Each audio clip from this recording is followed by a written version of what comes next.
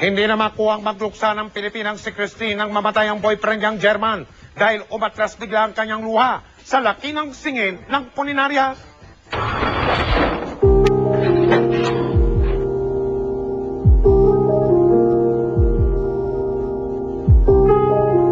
Sa nagmamahalan, mahalagang papel ang ginagampanan ng mga larawan.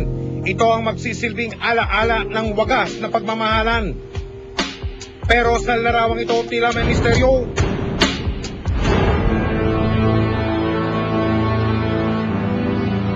Tatlong taon nang may kasintaang banyaga ang itatago natin sa pangalang si Christine. Nakilala niya si Klaus, isang negosyanteng German o Aleman na pabalik-balik ng Pilipinas. Nagdesisyon na silang magsama dito sa Maynila. Supportive naman siya kahit na anong gusto kong gawin. Gusto kong magtrabaho, payag siya. Gusto kong sa bahay lang. Okay naman sa kanya. Bibisita ako sa family ko. Yung mga ganon.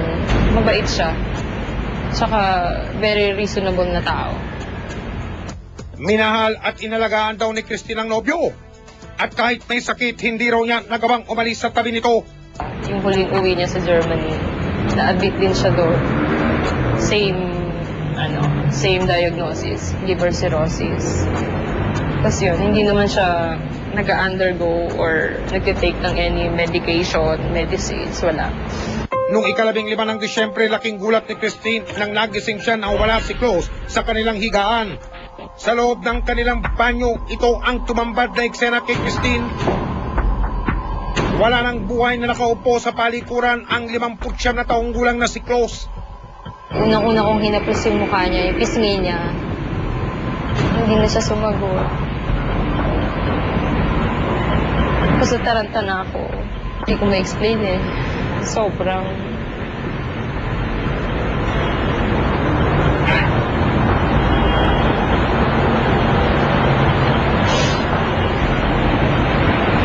Sobrang sakit.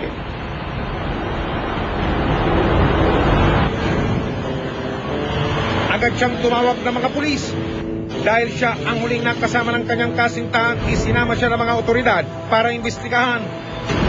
Ang bangkay ng kanyang kasintahan, idiniretso raw ng mga pulis sa morgue ng Puninaria Cruz sa Blooming Creek sa Santa Cruz, Maynila. December 15 siguro mga 9 p.m. na ako pumunta. Hinatid ko yung barong tsaka yung pants niya. Kasi sabi nila kailangan daw. So yun, hinatid ko lang. Hindi ko na siya kinayang tingnan. Kasi tinatanong ako kung kapasok ako ng morgue. Sabi ko, hindi ko kaya. Lumabas sa investigasyon na cardiac arrest ang ikinamatay ni Klaus. Sa loob ng 4 na araw sa Puninaria, umabot na raw sa mahigit kumulang 200,000 piso na ang dapat niyang bayaran. Yung 200,000 pesos na package deal na sinasabi ng Rochelle, para daw yun sa cremation, para sa pag-imbalsamo, at saka para dun sa paglipat ng bangkay dun sa kung saan ikikremate. Dahil walang pambayad, lumipas na ang Pasko at Bagong Taon, hindi pa nababawi ni Christine ang mga labi ng kanyang kasintahan. Sobrang humiliated, naawa ko sa kanya. Bakit? Kasi nga, bangkay na nga siyang nakikitang gano'n. Tapos parang hindi pa pwedeng, para man lang matahimik na yung kaluluwa niya, na malibing or makremate kaagad. Kasi hindi rin ako makakilos eh.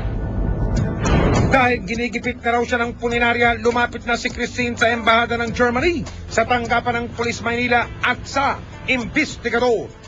Hinahawakan nyo ng yung bangkay, ayaw nyo ibigay, pwede mo kayong maasunto ng coercion yan, yung pamimilit.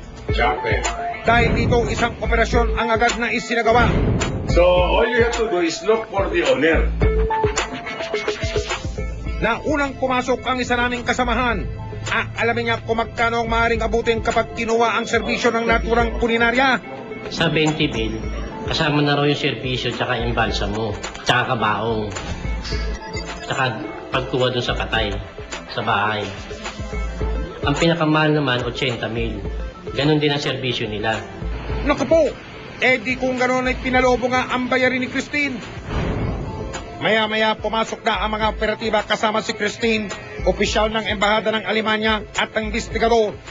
Humarap sa amin ang may-ari ng puninarya na si Rudy Cruz. Ipinaliwanag ang aming pakay. Tungkol doon sa isang kwan, Germany. German national na namatay. Nakipagtawaran ng opisyal ng Embahada ng Alemanya. Okay. So for the service of the funeral, how much will we give? I can also pay about 5,000. Pero hindi pumayag ang may-ari. You were willing to give 20,000 to the other funeral? Yes. Can we do that here? Para Yes. matapos na lang? Yes, of course. That's what I proposed right away. Ano ba? Bebete. Hindi ba ganito naman talaga ang totoong presyo ng inyong serbisyo? Kaya gano'n yun, siyempre kung papawin sa Germany yan, pati mamasahe pa to Germany, tataan doon.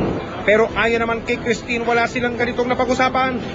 Sa katunayan, walang nakasaad na ganito sa quotation o kopya ng paniningil ng puninarya. Sa wakas, nakumbinsi ang may-ari. Makalipas ang mahigit 20 araw, nakuha na ni Christine ang mga labi ng kasintahang si Close. Agad dinala ang mga labi ni Close sa Manila North Cemetery, kung saan isinagawa agad ang cremation o pagsunog sa bangkay. Ayon sa pulisya, kung nanaisin ni Christine, maaari siyang magsampa ng kaso laban sa Funeraria Cruz.